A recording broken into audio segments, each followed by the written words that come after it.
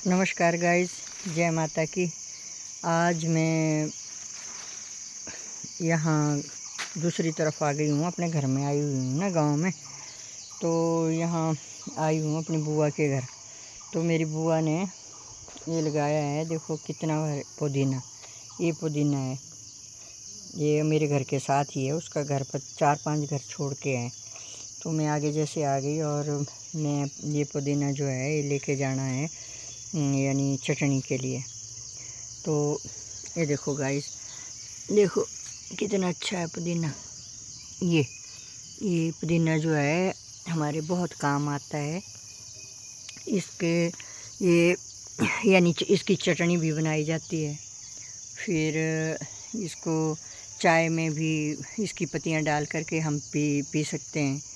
फिर हमारे जो ये थे ना, यानी कि हमारी सासू माँ, हमारी दादी माँ, हमारी माता जी, जो हमारे बड़े आदमी हैं कुछ, और ख़त्म भी हो गई है बेचारी। मेरी सासू माँ तो बेचारी ख़त्म हो गई है, और मेरी दादी माँ जी भी।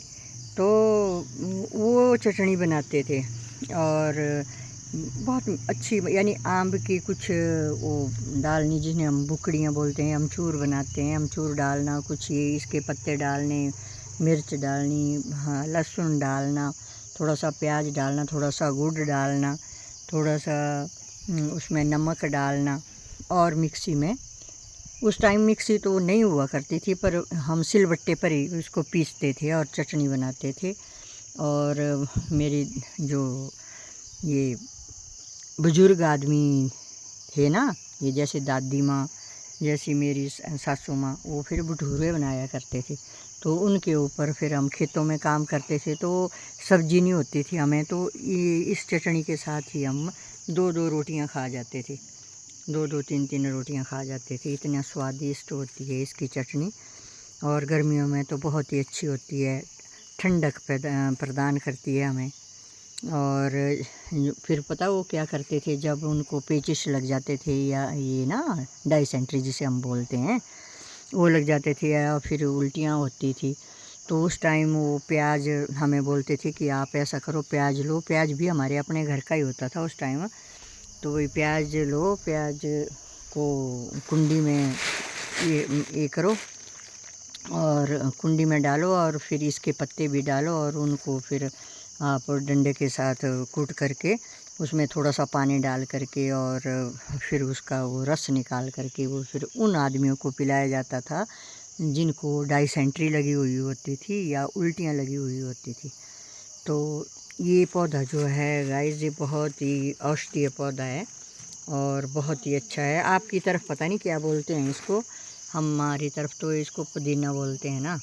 आप पता नहीं क्या बोलते होंगे, ये तो आप लिखना कि क्या बोलते हैं। और इसकी बहुत अच्छी खुशबू होती है, बहुत अच्छी। और बोलते हैं कि जहाँ ये लगाया जाता है उसके इर्द गिर्द सांप भी नहीं आते भाई।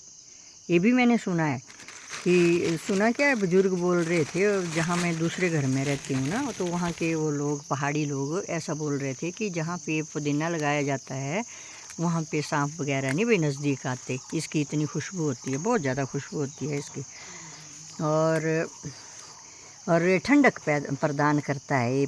इसकी चटनी जो है ना, चटनी बना के खाते हैं इसकी, तो ठंडक प्रदान करता है, और डाइजेस्ट को भी ठीक करता है। भूख भी बहुत अच्छी लगती है। और जहाँ हमने एक रोटी खानी हुई होती है ना, वहाँ हम 2-2 3-3 रोटियाँ खा लेते हैं, इतनी अच्छी होती है इसकी चटनी, इसके स्वाद से। तो गाइज़, मैं एक गांव की औरत हूँ, और मैं गांव के, तभी तो मैं आपको गांव के बारे में ये बताती हूँ कि हम औरतें जो हैं, अगर हम कहीं शहर में भी हैं तो हम गमलों में लगा सकते हैं इनको।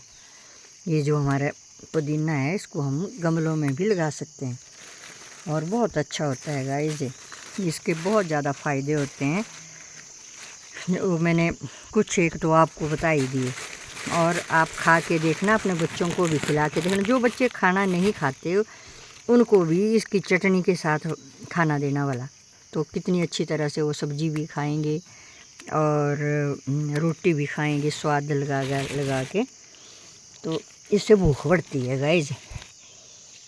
तो मुझे पूर्ण विश्वास है और आशा करती हूँ कि आप औरतें भी ऐसे अपने घर में ऐसे औषधीय पौधे लगाएंगी और अपने बच्चों को भी और अपने जो हमारे बूढ़े बुज़ुर्ग हैं उनको भी खाने के लिए इसकी चटनी मीठा डाल के, ऐसा नहीं कि खट्टा ही डाला, उसमें थोड़ा सा गुड़ भी डाल देना है और फिर पीसना है इसको।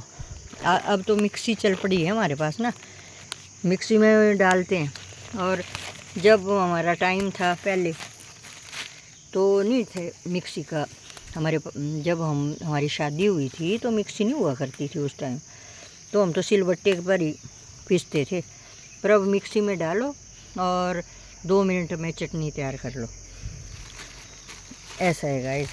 तो मुझे पूर्ण विश्वास है कि आप औरतें जो हैं इधर उधर की इसमें ना जाते हुए अपने काम की तरफ अपना ध्यान देंगी और ज़रूर इस औषधीय पौधे को अपने घर में लगाएंगी और अपने बच्चों को और अपने बुज़ुर्गों को गर्मियों के दिनों में चटनी बना करके देंगी, क्योंकि ये बहुत अच्छी होती है गर्मी के लिए, ठंडक प्रदान करती है। ठीक है गाइस, धन्यवाद। जय माता दी।